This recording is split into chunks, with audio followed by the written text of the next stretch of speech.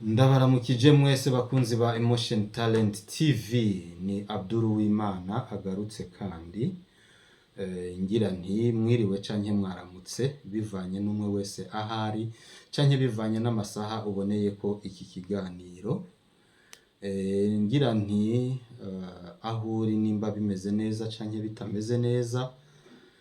Hari igihe ubuzima bwoba butariko buragenda neza nk'uko ubyifuza, ariko ndakubwire ngo Imana niyo nkuru. Imana niyo nkuru. Abayisilamu nibo bavuga ngo Allahu Akbar. Imana niyo nkuru, Imana isumba byose. Ibyo byose ubona bigukikuje bitameze neza, bikubangamiye, umengo bigomba kukwica, nagira ndakubwire ko Imana ibisumba. Sinje kuvuga ubutumwa kwari ukukwibutsa. Rero bimeze neza bimeze nabi, ikintu ca mbere wokora ni ukumenya yuko Imana ishimwa muri byose, yaba bimeze neza canke bimeze nabi, kuko igihe uvuze ngo bimeze nabi, niwaraba neza niwasubiza amaso inyuma, hari abo bimeze nabi kugusumba. Ico nico nokubwira. So rero reka tugire ko nk'umujyi w'igisahira, tujabuke urubibe gatoyi tuve mu Burundi tuje muri Kongo, ariko n'ubundi turi mu karere. Abantu benshi muri iyi minsi bariko baribaza ibibazo bitandukanye ku bijanye n'intambara iri kibera mu Minembwe. Abantu bakibaza mu Minembwe ni muri Kongo, mengo Minembwe iri muri territoire ya Fizi nemba ntihenze. Naho twabonye abandi ba RDF M23 bavuga ngo ni territoire ya Minembwe. Sinzi ibintu nabonye bidasobanutse. Ego. Rero mu Minembwe abantu benshi baribaza bati kubera iki mu Minembwe haja ibikoresho byinshi, u Rwanda ruriko rurarungikayo abasoda benshi, kubera iki hari intambara nyinshi, kubera iki yego vyaduze vyamanutse, abantu bakayoberwa. None mu Minembwe ko tuzi, abantu benshi bazi yuko u Rwanda rurondera inzahabu muri Kongo, ariko mu Minembwe nta nzahabu ziriyo. Ntako rutaba ariko barimba mu Minembwe, ntako barte iri kirimbwa mu Minembwe, niko bimeze. Abantu bakibaza ati none ni kubera iki u Rwanda ruhashira inguvu nyinshi? Impamvu rero burya impamvu irahari, tugiye kuyiraba nk'umusesanguzi, ngira ico ndabivugaho. Impamvu ya mbere itwara RDF mu Minembwe ni ukubera yuko mu Minembwe hari imwe mu mpamvu zituma imwe mu mpamvu u Rwanda rwerekanye zituma itera Kongo. Iyo mpamvu nta yindi ni Abanyamurenge. Abanyamurenge no kuvuga ngo RDF ibashira mu bwoko bw'abatutsi, naho bobo Abanyamurenge benshi na cane abari muri ujya mugwi bita Akagara batemera yuko ari abatutsi, bo bavuga yuko ari ubwoko bw'Abanyamurenge, ariko u Rwanda rubafata nk'abatutsi. Rero kubaho yuko u Rwanda rudafise Minembwe kandi naho hari y'abatutsi, kandi abatutsi ruvuga yuko mu byo ruvuga rugwanira nabo barimo, coba ari ikintu atari ciza kuri bo. Kuko boca berekana ati none mwe mugwanira abatutsi, ariko n'Abanyamurenge ngabariya ntaco babaye, bameze neza, ntimuriko murabagwanira, ariko bafise ubuzima bwiza. Rero ibyo muvuga mugwanira muri Kongo sibyo. Iyo ni imwe mu mpamvu zituma u Rwanda rujana ibikoresho vyinshi cane mu gihugu ca Kongo, muri territoire ya Fizi hariya muri Minembwe. Muri Minembwe rero ikindi kintu novuga, iyindi mpamvu ituma hajayo ibigwanisho vyinshi cane. Murabizi yuko nk'uko mubizi RDF n'umuyobozi w'intambara ziyogoje akarere. kandi mwibuke ko RDF ifise umugambi wo gutera Uburundi iciye mu kintu yizaniye citwa Red Tabara, ariko tubizi neza yuko iyo Red Tabara ari RDF. So rero hariya impamvu mubona hariya hakaze intambara no kuba RDF ifise Red Tabara ishaka kuzana mu Burundi, nimwe mu mpamvu zituma RDF igwana cyane ijana ibigwanisho byinshi hariya, ni mu buryo bwo kugira ngo muri iriya misozi ya Minembwe habe nk'icicaro igikuru c'ico kiroberi bagomba gukoresha mu gutera Uburundi. Iyo ni imwe mu mpamvu zituma mubona amadrone menshi, kugwana cane, ibintu bidasobanutse, ariko waraba ukavuga ati none aba bantu ico bagwanira turakizi, barondera inzahabu, kandi mu Minembwe ntaziriyo. Kubera iki bagwana cane? Impamvu nizo ndababwiye. Ubwa mbere ni ukuba hariyo ubwoko bw'abanyamurenge, kandi rukaba ari bumwe mu rwitwazo rwa RDF. Ubwa kabiri ni uko RDF hajya ahantu ihakeneye mu kuhakoresha ihashira ibyicaro by'abaroberi bategerezwa gutera Uburundi. Nizo mpamvu zibiri zituma mubona intambara zikomera cyane mu Minembwe. Hama nk'uko tukiri mu karere turi ngaho nyene mu Minembwe, canke no mu rundi ruhande rwa Kongo, turabe kundi kibazo. Abantu bakurikiranye izi ntambara cane kandi banifuza yuko zirangira vuba, barafise ibibazo bibaza. Kubera iki twumva umwanya uwo ari wo wose tukaza twumva ngo FRDC ngo igeze ngo mu madegu, igeze mu bidegu, ngo yafashe Mikenke, uyundi mwanya ngo FRDC yahavuye, ngo yakubiswe yagizene. Ivyo ni bibazo bicanga abantu, bakibaza ati none izi ntambara zimeze gute? None FRDC ibintu byayo ibikora gute? Bikabacanga rero bakiyumvira bati none iyi FRDC kweri intambara zayo zizohera ryari? Yafashe, yakubiswe yagizene, aho yafashe ibirindiro babiyatse. Hano bakibaza none ibi bintu ni biki? So rero ibi bintu ukuntu bimeze, ku bantu bicanga, reka ndabahe ikintu mbona kubwanje gitera ibi bintu. Ubwa mbere hoho twibukiranye yuko FRDC ni gisoda ca Kongo, ariko ico gisoda ca Kongo nagira ndabibutse yuko kuri uyu munsi tuvugana muri Kongo hashobora kuba hafunzwe abajenerali barenga 56 bazira kugambanira igihugu cabo. Nimba abajenerali barenga 56 bari mu mpimba, bariko baraburanishwa ku vyaha bijanye no kugambanira igihugu, wewe wumva ico gisirikare gisigaye hehe? Kuko twibukiranye umujenerali n'umuntu akomeye cyane mu gihugu.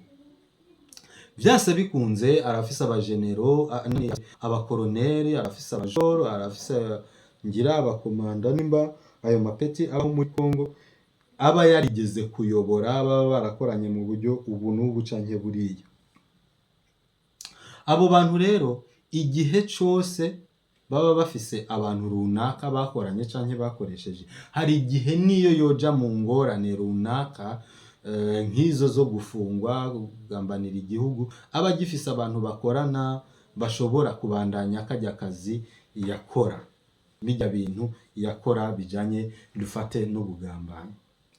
Icya kabiri, mwibuke ko u Rwanda kimwe mu bintu bukoresha cyane cyane mu ntambara nubwo baduhenze ngo bazi kugwana cyane ngo ni ngwanyi gose, ariko twarabimenye ko kimwe mu bintu bakoresha mu ntambara zabo n'amafaranga, kugura abagambanyi, abantu bakagenda bakagambanira igihugu muri ubwo buryo. So rero n'uyu munsi nobabwira yuko ico gisoda gifunze abajenero barenga 56, mwumve yuko byanse bikunze haracariyo utuntu duke two gukosora. Mbo kuri ubu jewe nko mu busesanguzi ndashobora kubabwira ati ku by'ukuri FRDC ikeneye igisoda c'ikiragano gishasha canke ikeneye generation nshasha. Kongo ikeneye igisoda ca generation nshasha, kuko abenshi mu basoda bakuze canke bakomeye mu mapeti babaye muri Kongo bafise abandi bashebuja,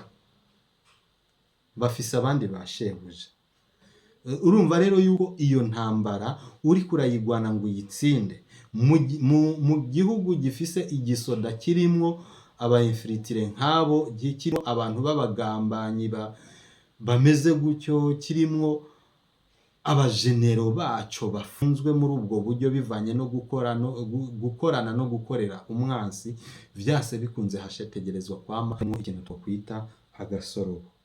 Naho ibu igerageza, Serpanoir ikagerageza, FDNB ikagerageza, yagiye kubafasha, igisoda c'u Burundi cagiye gufasha muri Kongo, ariko haracariyo utuntu tumeze nk'utugone two gukosora mu gisoda ca Kongo. Kandi ivyo n'ibintu novuga yuko bisa n'ibiri ku mugaragaro, kuko nimba bari igihugu general uwa mbere, uwa kabiri, uwa gatatu, uwa gatanu, uwa gatandatu, 10 bafungwa bazira icaha c'ubugambanyi, wumve yuko vyanse bikunze ntihabuzemo n'utundi tuntu tw'utugambanyi tukirimo.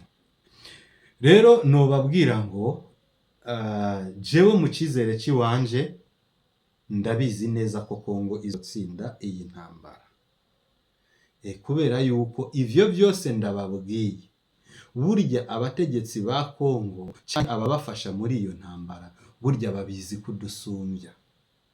kudusumbya twebwe. Barafise rero amacenga cerere bariko barakora, vyanse bikunze umunsi umwe umwasi no gukubita muri nyiramivumbi opo, ubwonko bukabusanzaza. Kandi muvyizere, kuko na jewe ndavyizeye bivanye n'amakuru mbanzi yuko mfise. Nukuri ndababwiza ukuri ntababesha, nta RDF, M23, nta AFC canke twigwaneho nta kiroberi kizosubira kugwana ngo gihere Goma za Masisi za hehe kigende gifate Kinshasa hakiri umuperezida yitwa Felix Tshisekedi. Ndabarahiye ntabwo bizokunda. Felix Tshisekedi muravyibuka, narigeze kubivuga mu bindi biganiro nagiye nkora, ndababwira ati mu makosa Kagame yakoze, ikosa rya mbere yakoze no gusuzugura Felix Tshisekedi. Felix Tshisekedi afise politike ikomeye cyane gusumbya ya Kagame, nta naho bohurira mu bwenge nta namba, nahana na Belgique. Ego kabisa, ego ndababwije ukuri, urumva biratandukanye cyane, nta naho byohurira. None ntimubizi, ntiyamwise umutetsi wa pizza, nemba ari umushoferi wa pizza. None bigenda gute ngo umushoferi wa pizza akubiza icuya bingana gutya? Bantu banje nagaciyemo, ariko ndababwije ukuri, ibintu bimeze neza. Ngira muri ko tukiri ngaho nyene, muri ko murumva ibintu bijanye n'ingwano, abantu bavumisha cyane ngo RDF, AFC, M23 ngo bageze sinzi za hehe na hehe. Ku by'ukuri bariko barabesha cyane, abantu bavuga yuko ngo igisoda ca RDF ngo kigeze iyo hirya, umva baracari hariya, baracari mu Minembwe, ntibaraharenga, baracari harya aho bari bari. Ntibabahende ngo bashitse ngo za namye numva bavuga nimba ari ngo za Baraka za hehe, oya no kubesha, uwongo kabisa nabo bashitse. haracari kare ko bokwitera iryo jeke, ntaho bagiye. So rero mu yandi makuru tukibandanya, mu yandi makuru abantu bariko bariyumvira ko cane, abantu bariko bariyumvira iki kibazo kiriko kiraba muri Kenya. Ikibazo kiriko kiraba muri Kenya kijanye n'itotezwa abarundi bari muri Kenya bariko barakorerwa. Itotezwa abarundi bariko barakorerwa muri Kenya. Abantu bakibaza ati none abarundi barabangamiye Kenya canke bimeze gute? Ku by'ukuri abarundi bari muri Kenya baratwara ubuzi bw'abanyakenya? Ivyo rero nobabwira yuko atari vyo. Mu busesanguzi bw'iwanje hari ikintu niyumviriye, kandi nibaza yuko coba ari naco. Ibi bintu abantu barakwiye kubiraba neza. Urabona yuko Ruto na Museveni na Kagame n'abantu bakorana cane kandi bumvikana. Murabizi Rwaserera baherutse gutera muri Tanzania bashaka gukura Mama Samia Suluhu Hassan ku butegetsi, bashaka guhirika CCM ku butegetsi. Rero burya murabizi yuko umugambanyi imisi yose yama yiyumvira yuko abandi bariko baramugambanira. Umusuma yama yikeka yuko bari buze kumwiba. Umwicanyi canke umusambanyi ntushobora kumubwira yuko udasambana. Rero niko bimeze no kuri Baruto kubera yuko bazi yuko barungika abenegihugu babo mu bindi bihugu kuja gukora ibintu bitemewe n'amategeko, ibintu biteza umutekano mikeyi mu bindi bihugu. Bibaza yuko n'abandi nk'abarundi canke ivyo bintu bashobora kubikora. Buriya nagira ndababwire yuko kijya kibazo kiriko kiraba muri Kenya kiba ku barundi bari muri Kenya, ntabwo ari ikibazo cavuye ku bahopoza. Burya hariho n'abantu babirimwo b'abanyakenya bariko baravuga ngo abarundi ngo bagize ukuntu nuku, batazi niyo byatanguriye, ariko bifise abantu babizanye. Urabyumva? Mu buryo kugira ngo Ruto ashobora no kuba yiyumvira ati ngira ngo abarundi nibaguma ngaha kubera yuko bimeze ukuntu bashobora kuba banyikeka mu bintu ibi n'ibi, barashobora gufasha abo tutavuga rumwe mu bintu bijanye no gutora. Ugasanga bagiye mu matora, jewe ndatsinzwe. Urumva? Ni ukuvuga ngo Ruto wewe ivyo yarungitse ba bantu biwiwe gukora muri Tanzania, yibaza yuko Burundi bworungika abantu babwo kubikora muri Kenya. Nta bindi kabisa. Icyo kibazo ntimunakirondere ahandi. Jewe uko niko ndabibona, kandi mbona ari byo kabisa, nta n'izindi nzira. Kuko tuvugishije ukuri, abarundi bamaze igihe kingana gute muri Kenya? Abarundi bamaze igihe kinini muri Kenya, ntabwo batanguye ubu. Ngira no kuri Arap Moi abarundi muri Kenya barabayo. Hama ikindi naco niyumviriye, muribuka yuko muriko murabona ibiko biraca mu karere ka Afrika, aho novuga yuko nko muri South Africa abasauza babangamiye abanyamahanga ariko bava muri Afrika. burya rero abantu benshi batabizi bashobora kwibaza ngo kijya kibazo ni icy'abasahuza. Burya kijya kibazo naco si icy'abasahuza gusa, gifise abandi bantu bakiri inyuma, kubera yuko nimba muvyibuka neza mwibuke yuko abafaransa bari bafise ibihugu vyo muri Sahel. Mugabo uyu munsi ibihugu vya Sahel, bijya bihugu Burkina Faso, Mali na Niger vyarikuye mu bukoroni bw'aba bazungu. So rero ibi bintu mubona biriko biraza byo kujyana, biriko biraza bije kugwanya utwigoro benshi mu bantu panafricaniste bariko barakora ko gushira abanyafrika hamwe. Urumva batanguye kuduteza umwijyane ufatiye ku tuntu tumeze nk'ubuzi, kuko ntibo duteranya biciye mu moko ayo muri Kenya na uriye na mu Burundi, amoko yo muri South Africa ntasa nayo muri Congo, biratandukanye. Rero ikintu conyene bashobora gukoresha mu kujyanisha abanyafrika, kubera barabizi yuko baradukenesheje turakenye, sivyo, bategerezwa guca mu bintu bijanye kuturabira mu nda, ni ukuvuga guca mu buzi, aho dukura umukate, dutangure dushwane dupfa akazi. Urumva abantu muri neza, ibi bintu birafise ico bipfana n'ico abafricaniste bariko barakora muri iyi myaka. Urumva cyo kugerageza kumvisha abanyafrika yuko turi bamwe, twogira leta zunze ubumwe za Afrika, twogira gute. Urabyumva? Rero niyo mpamvu mubona hariko haraza muri Kenya batanguye kwiyumvira abarundi, South Africa iriko irirukana abanyamahanga. Ejo bundi muribuka ko Ramaphosa yagombye kuja mu nama umengo nimba ari muri Ghana.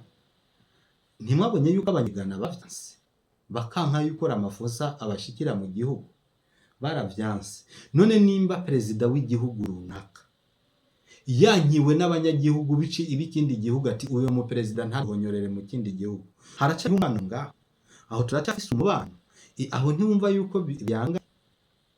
Mwibuke neza igihe Diomaye Faye hariya muri Senegal yatogwa, twari tuzi yuko ari igihugu kigira kane kigiye kwiyongera mu biri muri Sahel. Niko byagenze, yatemutse ahantu gatoyi agaruka,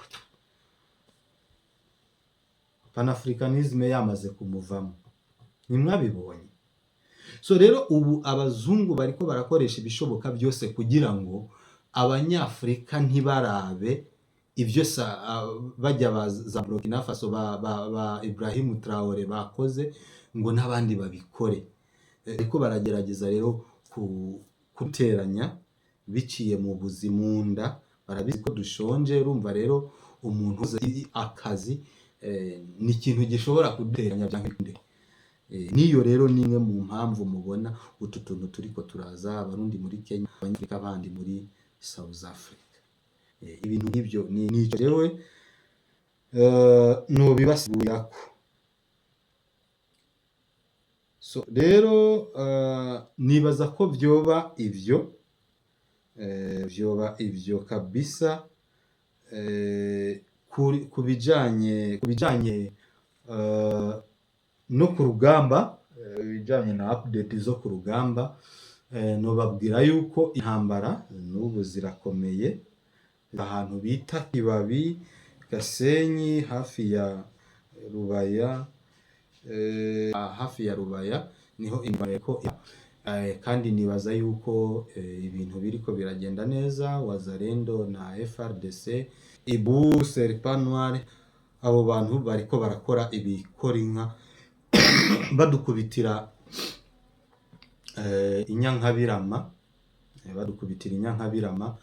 nizera yuko mu minsi iza abakunzi b'amahoro mu karere, abakunzi ba Kongo bashobora kuzokumva amakuru meza cyane, bashobora kumva amakuru meza cyane, kandi ntababeshe muraza gutangura kumva amakuru meza cyane muri iyi minsi.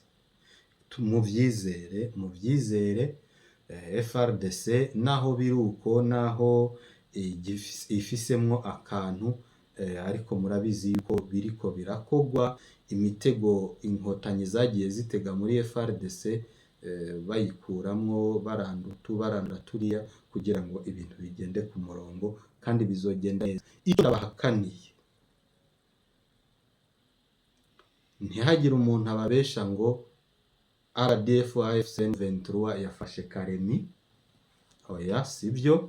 Icyo ndabahakaniye kandi, naho bishuha bikanya bitoha bigira gute, nta RDF izosubira gufata igihugu ca Kongo ngo ishireho umuperezida ishaka. Ndababwiza ukuri, kandi nta Kagame azofata Kongo Felix Tshisekedi akiri kuri bujya butegetsi, kuko Felix ni umukozi. Ndababwiza ukuri, ni umukozi.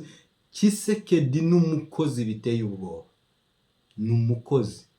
Jewe ku makuru ndonka ndabizi yuko Tshisekedi ari umukozi. Mu byizere, abanyekongo bazoronka amahoro bitebe bitebuke. Noneho ngira mwabyumvise yuko ubunye hariko harondega umuti bagira bamuvugutire Kagame. So nivyo rero amakuru nari mfise muri aka kanya, nayo n'ubusesanguzi bwanje nubwo. Kandi icyo tuvuze ntabwo kiba ari itegeko ngo nico baye cyanya ucemera cyangwa ucanka, n'uburenganzira bw'iwawe. Bibi gutukana kuko ntawe twatutse, ariko nshaka gunatukana ibibazo nacyo ntibitubuza kujya. Ciao.